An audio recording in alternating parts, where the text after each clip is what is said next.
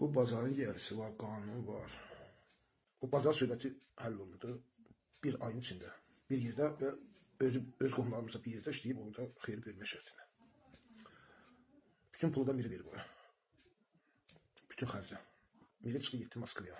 Bütün işlər bizi qoşandan sonra. Mən qaldım ondan sonra bir ilə yaxın Əzizin yanında. Orası onun evində yattım, durdum, çörək yedim. Bəzi şeylər də oldu orada. Onun evində adamlar da gəldi, onlar xoş gəldilər. Mən harada var idi, hamısı qabağına çıxırdım, söhbət edib, başa salırdım.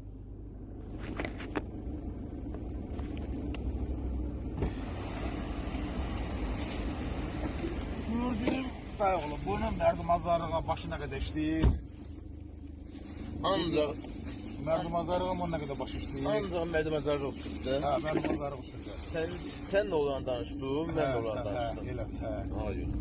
İkimiz də haqqı danışdıq, ha, tay orada. Haqqı danışın. Hə. İndi sən o haqla, Hə. haqla, Hə. sən vəd görüb. Hə, İndi sən və bir kəlmə o deyirən ki, Hə. o haqla biri o bazarı o əlinə tam alsa da Hə. haqqı var yoxdur.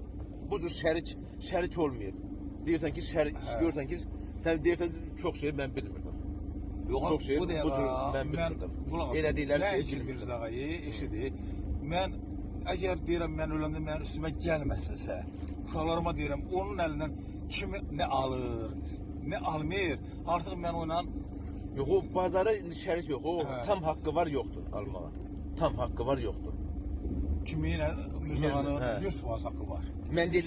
Mən dediklərim şeylər. Hə, 100% haqqı var. 100% ala bilər geri ki, sən uğraşlıq eləmirsən, Hə. allatmısan, sənə haqq qoymuşam, sən də haqqı danmısan.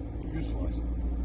Burada mən asıl deyirəm, bu qədər var. Yəni burada bir şey yoxdur ki, burada bir narazılıq ola bilməsi. Bu Əziz Miri niyə görə eləyir, niyə görə danışır, niyə görə belə eləyir. Haqqı yox idi axı. Sən deyirsən ki, bilmirdim. İndi mən danışdım, sən deyirsən Mirzağa mənə heç vaxt düşmənçilik eləməz. Hələ Fürsət Əziz onu ağzını tüqqa dirətkin halda belə yenə də Mirzağa mənə pislik eləmədi. Amma mən buna həyat verirdim. Mirza sən niyə görə pis eləyə bilər? Hə. Eləməz axı. Eləməz. Mirzağa sən pislik Ağagülü Əzizə görə pislik eləyib, o söhbət Mirdə ola bilməz. Hə. Eləməz, nə Abduxalıq eləməz, nə Miri eləməz o söhbəti. Hə. Nə Abduxalıq eləməz o söhbəti, nə Miri eləməz.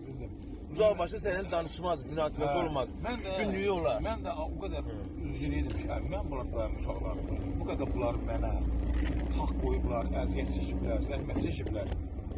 Bir dənə Əziz şampaq üçün batıb ortalığa özü, qohumları mən hamısını vurdurub bir-birinə. Artıq mən onunla ölənə qədər nətər barışaram, amma səhər yanına deyirəm, gələn uşaq. İndi sən öz haqqına görə deyirsən də, sən öz qoyduğun haqqa görə deyirsən. Elə ümumi haqqa görə. Elə Sən ümumi haqqa gördün görə. ki, Mirinin başına, Abduxalın başına açdığı oyunu niyə görə açırdı o haqq hesabları? Abduxalın başına o haqq hesabı niyə görə açırdı? Sən bilirsən haqq hesabı. Da. Dünya malına görə də. Dünya malına görə. Pis eləməyə görə. Pis eləməyə görə. Düşmənçilik.